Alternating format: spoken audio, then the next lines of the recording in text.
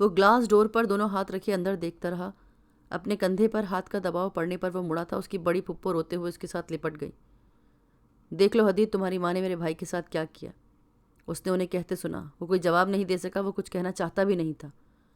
بہت فاصلے پر اس نے بہت سے لوگوں کو دیکھا، اس کی دوسری پھپھو، ان کے شوہر، کچھ اور لوگ، سب شاید ان کے پاس آنا چاہتے تھے۔ وہ کسی سے ملنا نہیں چاہتا تھا۔ بڑی پھپھو کو خود سے الگ کر کے وہ ICU کے اندر گیا۔ بلال علی کے پاس بیٹھ کر اس نے ان کا چہرہ دیکھا۔ وہ وینٹیلیٹر کے ذریعے سانس لے رہے تھے۔ وہ انہیں نہیں جانتا تھا وہ کتنی دیر ان کے پاس ایسے ہی کھڑا رہا۔ کچھ ڈاکٹرز راؤنڈ پر آئے، ان میں سے ایک نے تسلی کے کچھ کلمات کہے، اس کی پشت تھپتھپائی۔ کیا آپ ان کو بچا سکتے ہیں؟ حدید نے خود کو کہتے سنا۔ ہم صرف کوشش کر سکتے ہیں، باقی اللہ کے ہاتھ میں ہے، ڈاکٹر نے ہلکی آواز میں کہا۔ اس نے سر اٹھا کر ڈاکٹر کو دیکھا۔ گاڈ! اس کے ذہن میں ایک نام لہرایا۔ میں خدا سے دعا کروں گا کہ وہ اپنی بات مکمل نہیں کر سکا، اس کی آواز بھر آ گئی۔ ڈاکٹر نے ایک بار اس کی پشت تھپتھپائی اور اسے لے کر ICU سے باہر آ گیا۔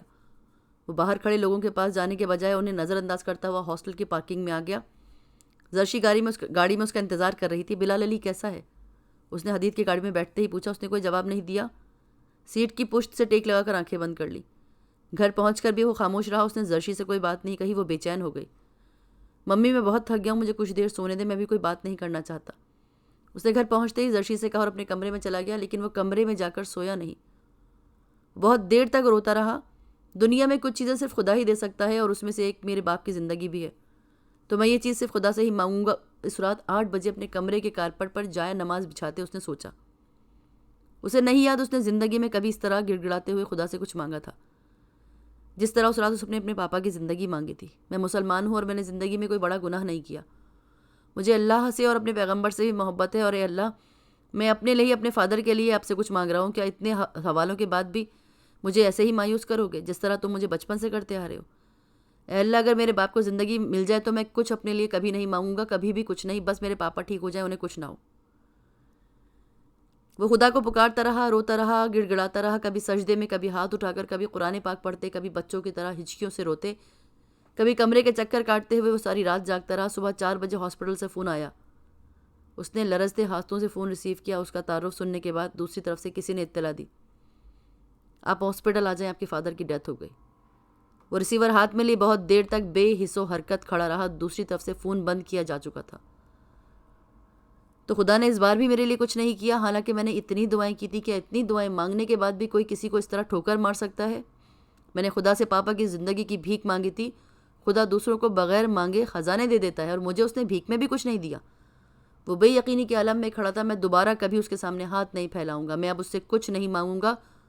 اس نے ہاتھ کی پشت سے آنکھیں صاف کرتے ہوئے طے کیا اور فون کا ریسیور رکھ دیا۔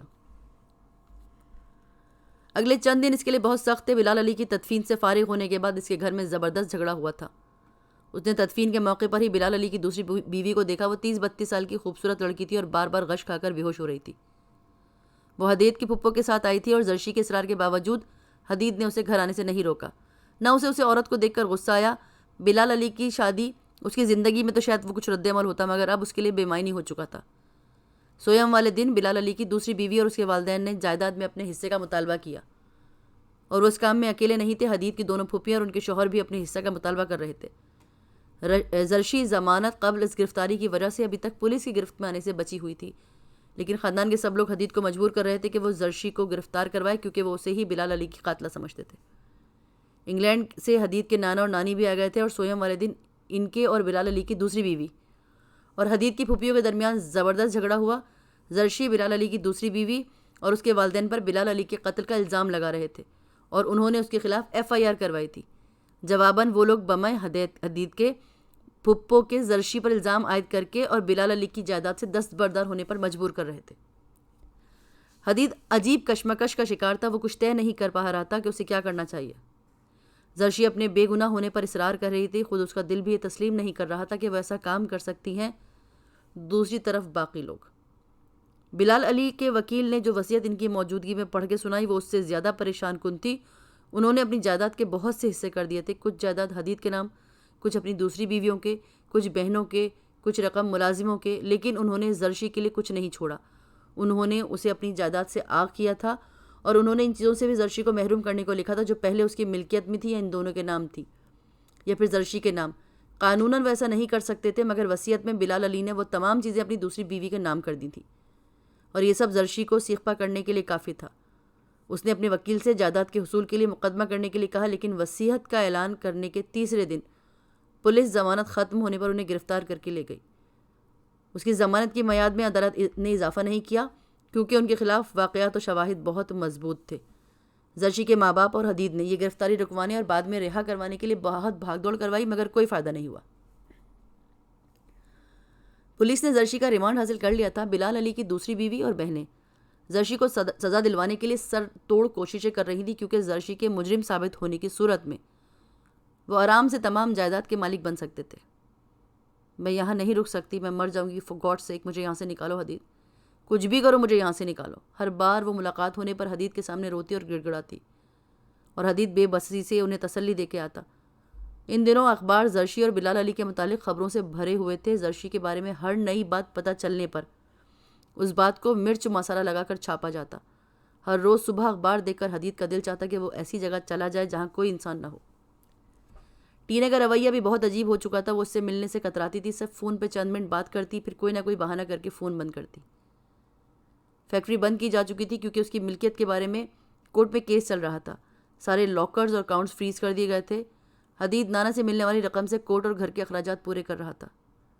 یہ سب کچھ لوگ نہیں کر رہے میرے ساتھ، یہ خدا کر رہا ہے، وہ ہر نئی پریشانی پر سوچتا۔ مگر اس کے لیے ابھی مصیبتیں باقی تھیں۔ 6 ماہ بعد اچانک زرشی نے اقبال جرم کر لیا۔ حدید اس خبر پہ سکتے میں آ گیا۔ وہ جیل میں زرشی سے ملنے گیا۔ اس نے پہلی بار حدید سے نظریں نہیں ملائیں۔ سلاخوں کے اس پار وہ سر جھکائے بیٹھی رہی۔ اس کی سمجھ میں نہیں آیا کہ وہ اس سے کیا پوچھے اور کیا کہے۔ آپ نے مجھ پہ بہت ظلم کیا، بہت دیر بعد اس نے کہا، اور زرشی نے سر اٹھا کر اسے دیکھا۔ آپ کو ان سے محبت نہیں تھی، مگر وہ آپ کے شوہر تھے۔ آپ کو انہیں قتل کرنے کا کوئی حق نہیں پہنچتا تھا۔ مجھے یقین نہیں آتا کہ کوئی عورت ایسا کر سکتی ہے۔ اس نے زرشی کی آنکھوں میں پانی اترتے دیکھا۔ ہر چیز کی ابتدا اس نے کی تھی حدید، میں نے تو بس، آپ ان کے ساتھ نہیں رہنا چاہتی تھیں، آپ طلاق لے لیتی، لیکن آپ نے دولت کی خاطر طلاق لینے کے بجائے مار دیا۔ آپ نے میرے باپ کو مار دیا، اور اب کہاں ہے وہ دولت جس کے لیے آپ نے یہ سب کیا؟ وہ بلند آواز میں چلایا۔ میں اس کو قتل نہ کرتی تو وہ مجھے قتل کر دیتا۔ تم جانتے ہو اس نے مجھ پہ حملہ کروایا تھا، میں اسے مارنا نہیں چاہتی تھی، مگر اس نے میرے لیے کوئی دوسرا راستہ چھوڑا ہی نہیں تھا۔ وہ اب رو رہی تھی۔ اگر کبھی میں آپ کے لیے دوسرا رستہ نہیں چھوڑوں گا تو آپ مجھے بھی مروا دیں گی؟ اس نے زہریلے لہجے میں پوچھا۔ حدید، ہاں، یہ آپ کر سکتی ہیں۔ جب آپ اپنے شوہر کو مار سکتی ہیں تو اپنی اولاد کو بھی مار سکتی ہیں۔ آپ نے میرے لیے دنیا میں کچھ نہیں چھوڑا، عزت کی ایک دھجی تک نہیں چھوڑی۔ میں لوگوں کو آپ کی بے گناہی کا یقین دلاتا پھر رہا ہوں، اور آپ جیسی عورتوں کو گھر نہیں بسانا چاہیے۔ آپ کو گھر کا مطلب ہی نہیں پتہ۔ جس نام اور شہرت کے لیے آپ نے اپنا گھر برباد کر دیا، وہ نام اور شہرت آج کسی اخبار میں پڑھ کر دیکھیں کتنی عزت سے یاد کرتے ہیں آپ کو۔ آپ جیسی عورتیں پتہ نہیں دنیا سے اپنی کون سی قابلیت منوانا چاہتی ہیں۔ آپ نے ہمیشہ مجھے نظر انداز کیا، پاپا کو نظر انداز کیا، لوگوں کو یہ بتاتے ہوئے کہ آپ میری ماں میں کس عذاب سے گزرتا ہوں یہ صرف میں جانتا ہوں۔ اتنی ہوس کیوں تھی آپ کو شہرت کی؟ آخر کیوں آپ نے اپنے ساتھ 2 اور انسانوں کو بھی تباہ کر دیا؟ اور کیوں آپ کو ان میں سے ایک انسان کو قتل کرتے ہوئے خوف نہیں آیا؟ اس کے سوالوں کا زرشی کے پاس کوئی جواب نہیں تھا۔ وہ بس بہتے آنسوؤں کے ساتھ چپ چاپ اسے دیکھ رہی تھی۔ جب وہ خاموش ہوا تو وہ ایک دم سلاخوں کے ساتھ سر لگا کر پھوٹ پھوٹ کر رونے لگی۔ حدید کچھ کہے بغیر اس کے پاس سے اٹھ کر آ گیا۔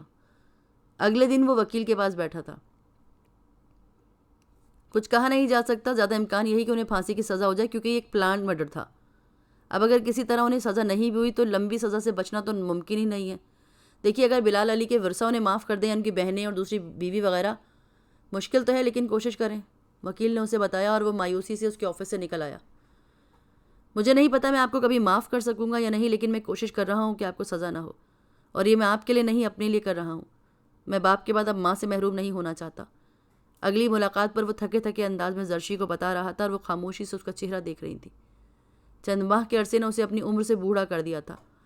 فیشل اور ماسک کے ذریعے چھپائی جانے والی جھریاں اب چہرے پر نمایاں تھیں۔ پیڈیکیور اور مینیکیور سے محروم ہاتھ پاؤں کے ناخن بڑے ہوئے اور گندے ہو گئے تھے، اور پتہ نہیں کتنے دنوں سے اس نے کنگھی نہیں کی تھی۔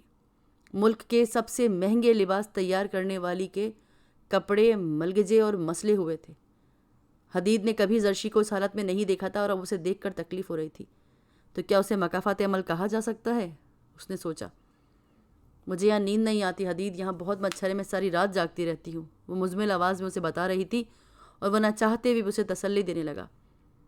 سزا معاف کروانے کی ساری کوششیں ناکام ہو رہی تھیں۔ ان لوگوں میں سے کوئی بھی زرشی کو معاف کرنے پر تیار نہیں تھا، اور اب صرف یہ باقی رہ گیا تھا کہ جج اسے پھانسی دیتا یا عمر قید۔ مقدمے کے فیصلے سے ایک رات قبل پھر وہ بہت عرصے کے بعد خدا کے سامنے زرشی کے لیے گڑ گڑایا۔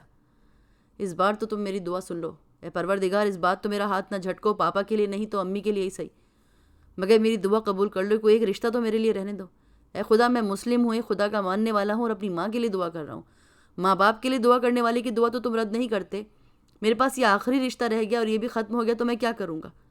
کیسے جیوں گا؟ اے خدا، اس بار تو مجھ پہ رحم کرنا، اس بار تو مجھے مایوس مت کرنا، میں تیرے سب سے عزیز پیغمبر کا ماننے والا ہوں، تو میرے لیے، ان کے ہی لیے مجھے معاف کر دینا، میری آزمائش ختم کر دینا، میری ماں کو تکلیف سے آزادی دے دے۔ اپنے پیغمبر کی امت کو تو کبھی مایوس نہیں کرتا، ان کی دعائیں تو ضرور سنتا ہے، میں بھی اس کی امت میں سے ہوں، میں تجھ سے مانگ رہا ہوں، مجھ پہ اپنا کرم کر دے، مجھ کو مایوس مت کرنا۔ ملزمہ زرشی بلال علی پر اپنے شوہر بلال علی کو ایک سوچے سمجھے منصوبے کے تحت قتل کرنے کا الزام عائد کیا جاتا ہے۔ تمام واقعات اور حقائق اور گواہوں کی بیانات کی روشنی میں یہ ثابت ہوتا ہے کہ ملزمہ زرشی بلال علی نے جائیداد کے حصول اور اپنے شوہر سے دوسری شادی کا بدلہ لینے کے لیے ایک سوچے سمجھے منصوبے کے تحت بڑی بہرحمی سے انہیں قتل کیا۔ یہ عدالت ملزمہ زرشی بلال علی کو عمر قید اور پھانسی کی سزا سناتی ہے۔ اگلے روز صبح 11 بجے عدالت نے فیصلہ سنا دیا۔ زرشی نے عدالت میں ہی بلند آواز میں رونا شروع کر دیا۔ حدید کسی طرح اپنی سیٹ پر بدھ بنا ہی بیٹھا رہا۔ پوری رات گھٹنوں کے بل کسی بھکاری کی طرح خدا کے سامنے گڑ گڑانے کا نتیجہ یہ ہے، اور یہ سب پہلی بار نہیں ہوا، ہمیشہ ایسا ہی ہوتا ہے، تو میں نے اللہ سے دعا مانگی ہی کیوں تھی؟ آخر کیوں؟ وہ چہرہ دونوں ہاتھوں سے چھپا کر بلک بلک کر رونے لگا۔ پولیس زرشی کو لے جا چکی، فوٹوگرافرز اس کے آگے پیچھے بھاگتے برآمدے میں اس کی تصویریں کھینچ رہے تھے۔ عدالت کا کمرہ خالی ہو گیا تھا۔ اس کا وکیل شکست خوردہ انداز میں اسے تسلی دے رہا تھا۔ زندگی میں خدا کی وجہ سے میں آخر کتنی بازیاں ہاروں گا، اس نے سیٹ سے اٹھتے ہوئے تلخی سے سوچا۔ اس شام اسے پھر ٹینا کی ضرورت محسوس ہوئی۔ اس نے اس امید میں اسے فون کیا کہ شاید وہ بیرون ملک سے واپس آئی ہو۔ وہ پچھلے کئی مہینے سے فون کرنے پر اسے یہی پتہ چلتا کہ وہ امریکہ گئی ہے اور ابھی تک واپس نہیں آئی۔ پہلی بار اسے یہ جان کر حیرانی ہوئی کیونکہ وہ اسے بتا کر نہیں گئی۔ اس نے یہ سوچ کے تسلی کر لی کہ وہ شاید پچھلے ماہ بہت مصروف رہا، جب اس نے فون کیا ہوگا تو وہ اسے نہیں ملا ہوگا۔ لیکن امریکہ جانے کے بعد بھی اس نے ایک بار بھی حدید سے رابطہ کرنے کی کوشش نہیں کی۔ وہ بہت سی پریشانیوں میں ایک پریشانی یہ بھی شامل ہو گئی۔ کیا بتا سکتی ہیں کہ وہ کب تک واپس آئیں گی، یا ان سے رابطے کے لیے کوئی فون نمبر یا ایڈریس دے دیجیے؟ اس نے ہمیشہ کی طرح فون پر اپنا مطالبہ دہرایا۔ فون پر ٹینا کی کزن بات کر رہی تھی اور اس نے یہ کہہ کے فون رکھ دیا کہ وہ اس کا نمبر اور ایڈریس نہیں دے سکتی، البتہ ٹینا کا فون آنے پر وہ اس کے بارے میں اسے بتائے گی۔ ٹینا نے مناسب سمجھا تو وہ خود اس سے رابطہ کرے گی۔ حدید نے بے دلی سے فون رکھ دیا تھا۔